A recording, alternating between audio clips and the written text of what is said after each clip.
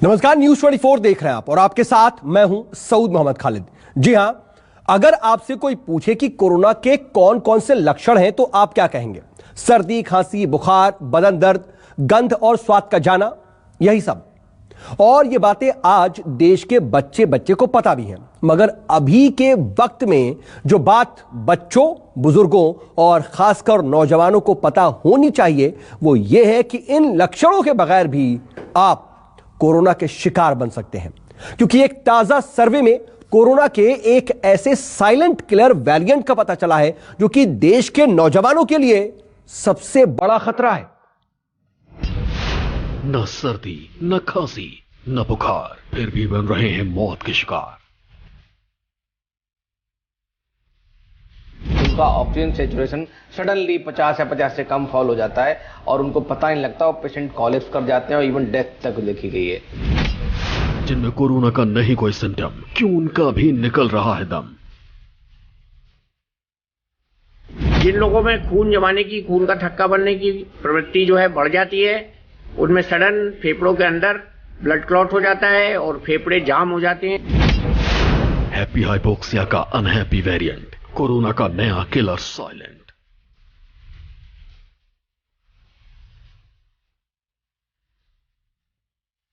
Condition होती हैं जिसमें हाइपोक्सिया यानी ऑक्सीजन की कमी होने के बावजूद भी शरीर बिल्कुल नहीं तड़पता है या ऑक्सीजन नहीं मांगता है, और इसको हम बोलते हैं हैप्पी हाइपोक्सिया। इम्यूनिटी पर उसका अचानक अटैक, कुछ घंटों में लग जाएगा सांसों पर ब्रेक। क्लॉटिंग हो जाएगी इन माइक्रोवेस्कुलर कैपिलरीज की, तो वहां की ब्लड सप्लाई कम हो जाएगी। उसकी वजह से लंग्स के अंदर ऑक्सीजन का आदान प्रदान नहीं होगा। खामोश कातिल का नया ढंग, अब और भी मुश्किल हुई जंग।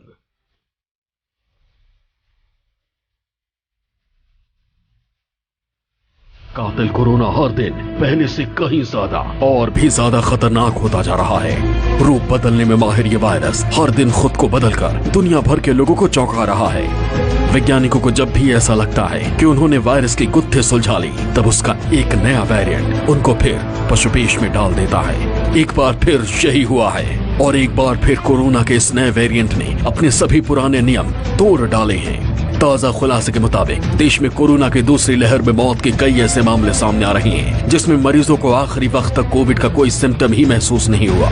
न तो उनकी सांस फूली, न ही बुखार आया और न ही वो सर्दी जुकाम से पीड़ित हुए।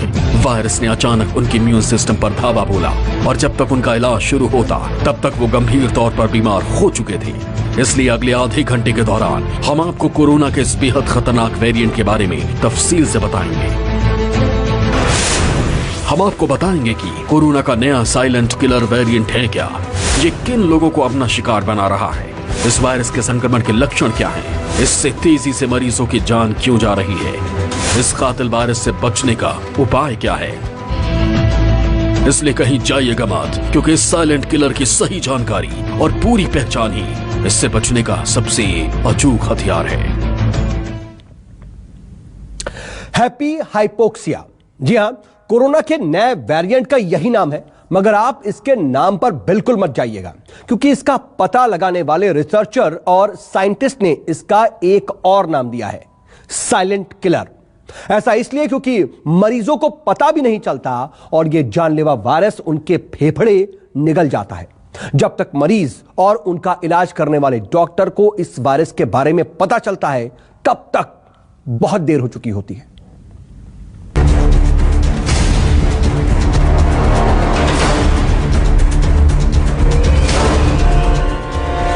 समूचे हिंदुस्तान पर एक अदृश्य दुश्मन का हमला जारी है। ये दुश्मन दिखाई नहीं देता, लेकिन अभी तक लाखों लोगों को अपना शिकार बना चुका है। सबसे खतरनाक बात यह है कि मौत का ये वायरस अपना रूप, रंग और असर बदलने में बेहद माहिर है। जैसे ही वैज्ञानिक पहले वाले वेरिएंट की काट ढूंढते हैं, ये फौरन अपना रंग बदलकर इंसानों पर दोबारा हमला शुरू कर देता है। कोरोना महामारी के दूसरे दौर में इस सबसे बड़े संकट का नाम है हैप्पी हाइपोक्सिया। कुछ ऐसी कंडीशंस होती हैं जिसमें हाइपोक्सिया यानी ऑक्सीजन की कमी होने के बावजूद भी शरीर बिल्कुल नहीं तड़पता है या ऑक्सीजन नहीं मांगता है, और इसको हम बोलते हैं हैप्पी हाइपोक्सिया, यानी कि शरीर पता ही नहीं चल पाता है कि उसको ऑक्सीजन की कमी है और वो बिल्कुल रिलैक्स्ड रहता है। मोस्ट कॉमनली हम ये देखते हैं, जब आपने कई बार सुना होगा कि लोग अंगीठी जलाकर सो रहे थे और सोते सोते वो मर गए, वो बिल्कुल हिल भी नहीं पाए। कार में कई बार अगर आप लॉक करके एसी चला के बैठे रहते हैं तो कई बार अंदर उसके फ्यूम्स आने से लोग कार में बैठे बैठे दम तोड़ देते हैं। वो इतना भी नहीं कर पाते कि कार का एक दरवाजा अनलॉक कर सके। इसको कार्बन मोनोऑक्साइड पॉइजनिंग कहा जाता है। इसमें भी शरीर में ऑक्सीजन की कमी होती जाती है, लेकिन शरीर को पता ही नहीं चलता, वो आराम से बैठा रहता है। अब तक यही माना जाता था कि अगर किसी को बुखार आ रहा है, जुकाम की शिकायत है या फिर तेज खांसी है और सांस लेने में दिक्कत होने लगी है तो काफी हद तक कोरोना संक्रमण हो सकता है। इसके लिए टेस्ट की व्यवस्था है जिसमें कोरोना डिटेक्ट हो जाता है, लेकिन अब ऐसा नहीं है। हैप्पी हाइपोक्सिया से पीड़ित मरीजों में ऐसे कोई लक्षण दिखाई नहीं देते और फिर अचानक उनका ऑक्सीजन लेवल तेजी से गिरने लगता है। कई बार तो ये 50% के खतरनाक स्तर तक पहुंच सकता है, जिससे कुछ ही देर में मरीजों की मौत हो जाती है। बट हैप्पी हाइपोक्सिया क्या होता है कि आपका ऑक्सीजन सैचुरेशन 95 से सडनली 90, 80, 85, 70, 60 और उससे भी कम चला गया और आपको सिम्टम्स नहीं आए, और सडनली जब बहुत ज़्यादा गिर गया तो सडनली आपको ब्रेथलेसनेस हुई, मतलब सांस फूली और चेस्ट पेन हुआ और ब्रीदिंग डिफिकल्टी हुई और सडनली पेशेंट कोलैप्स कर जाता है। तो इसको बोलते हैं हैप्पी हाइपोक्सिया। कोरोना की पहली लहर को बुजुर्गों के लिए खतरनाक बताया गया था, मगर दूसरी लहर में युवाओं की बड़ी संख्या में जान जा रही है। इसकी वजह इसी हैप्पी हाइपोक्सिया को माना जा रहा है। दरअसल हैप्पी हाइपोक्सिया से पीड़ित युवाओं को पता ही नहीं चलता कि वो वायरस की चपेट में आ चुके हैं। वायरस के घातक प्रहार के बावजूद इम्यून सिस्टम मजबूत होने की वजह से उन्हें सांस लेने में कोई दिक्कत नहीं होती। मरीज को जब तक संक्रमण का पता चलता है तब तक वायरस उनके फेफड़ों को बुरी तरह प्रभावित कर चुका होता है। वो उनके ऑक्सीजन को खतरनाक स्तर तक पहुंचा चुका होता है। इसकी वजह से मरीजों की जान चली जाती है। तो कोविड की पैथोजेनेसिस है, जो पैथोफिजियोलॉजी है जिसमें पता करते हैं, तो इसके अंदर ये देखा गया है कि कोविड में हमारी बॉडी के अंदर बहुत सारे इन्फ्लेमेटरी मार्कर्स रिलीज होते हैं।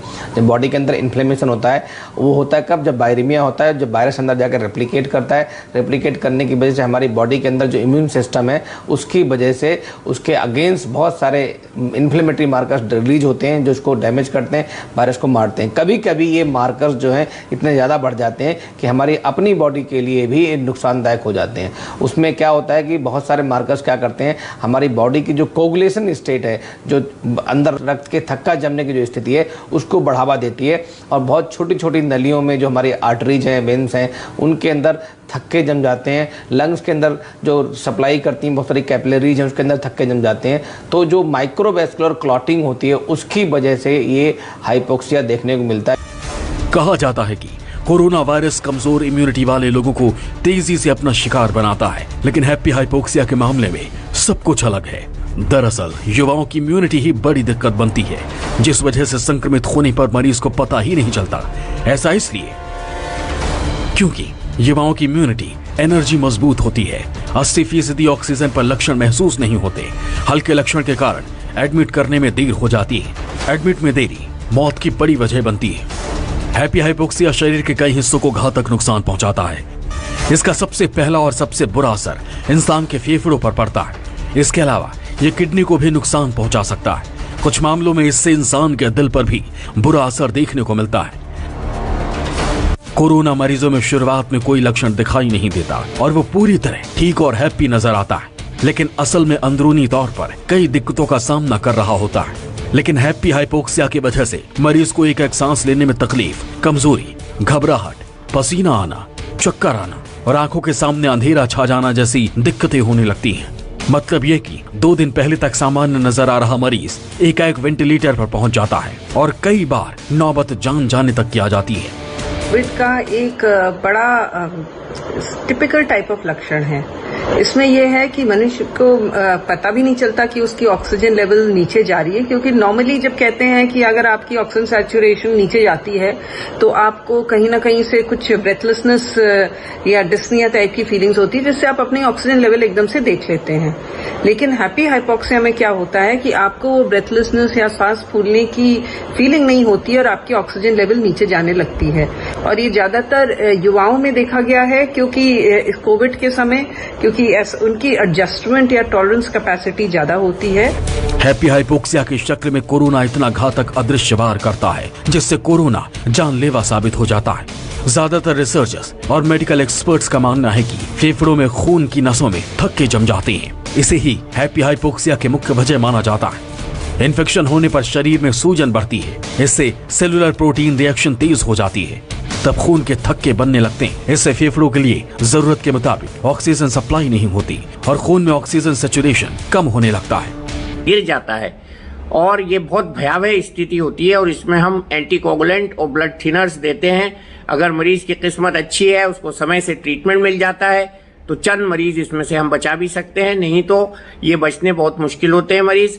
इसका सबसे ज्यादा चौकन्ना रहने का तरीका यह है कि हम अपना पल्स ऑक्सीमीटर अपने गले में हैंग करके रखें और हर एक घंटे पर जरा सा भी सांस फूले या कुछ भी हो, हेडेक हो या कोई भी लक्षण हो, तो हम अपना सैचुरेशन नापें और जैसे ही सैचुरेशन गिरना शुरू हो फौरन अस्पताल जाएं और इमरजेंसी में जाएं और उनको ये बात बताएं कि कितनी देर में कितना सैचुरेशन कम हुआ है। यकीनन किलर कोरोना ने अपना ढंग बदल लिया है। वो पहले से ज्यादा खतरनाक साबित हो रहा है। लेकिन कोरोना के नए खतरे को कैसे पहचाना जाए? सबसे बड़ा सवाल यही है कि कोई कैसे पहचाने कि वो हैप्पी हाइपोक्सिया का शिकार हो चुका है, ताकि समय रहते अपना इलाज शुरू करा सके और जान जाने का खतरा टाला जा सके। जानकारों का मानना है कि हैप्पी हाइपोक्सिया के शिकार हुए मरीज में कोरोना के लक्षण दिखाई नहीं देते। वो खांसी, जुकाम, निमोनिया या फिर उसे शुरुआत में सांस लेने में भी दिक्कत नहीं होती। लेकिन कुछ शारीरिक बदलाव हैप्पी हाइपोक्सिया की तरफ इशारा जरूर करते हैं। जैसे इंसान के होठों का रंग बदलने लगता है, होठों का रंग हल्का नीला होने लगता है, त्वचा लाल या बैंगनी रंग की होने लगती है, बिना एक्सरसाइज के पसीना आता रहता है। 90 से ऊपर आ भी जाता है और पेशेंट फिर भी इरिटेबल है या बेहोशी है या शिथिल हो रहा है या फिर उसके हाथ पैर नीले पड़ रहे हैं या नाक नीली पड़ रही है या छाती में बहुत भारीपन बता रहा है, तो भी उसको हॉस्पिटल ले जाना बहुत आवश्यक है। तो हैप्पी हाइपोक्सिया से बच के रहें। ये यंग एडल्ट्स में ज्यादा होता है।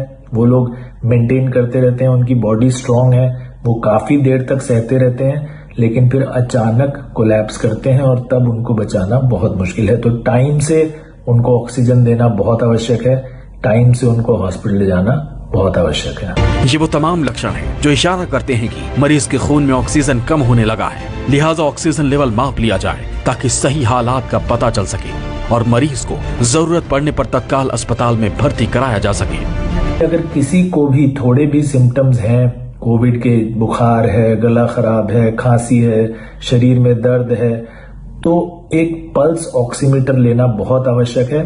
पल्स ऑक्सीमीटर जरूर लाएं घर पर और उससे अपना ऑक्सीजन जरूर नापें।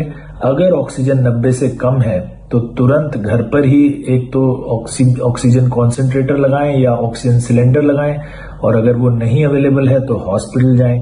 अगर ऑक्सीजन कॉन्सेंट्रेटर या सिलेंडर अवेलेबल नहीं है तो डेफिनेटली हॉस्पिटल जाना है। लेकिन अगर वो अवेलेबल भी है और उससे आपका ऑक्सीजन लेवल 90 से ऊपर नहीं आ पा रहा है, उसको पूरा खोल दिया आपने, फिर भी 90 से ऊपर अगर ऑक्सीजन लेवल नहीं है तो तुरंत हॉस्पिटल जाना बहुत आवश्यक है। वक्त पर हैप्पी हाइपोक्सिया की पहचान करने से जिंदगी बचाई जा सकती है और कोरोना के गंभीर खतरे को टाला जा सकता है। लिहाजा संकट के इस दौर में अपना पूरा ख्याल रखें, क्योंकि जरा सी चूक जिंदगी पर भारी पड़ सकती है। Bureau report, news 24।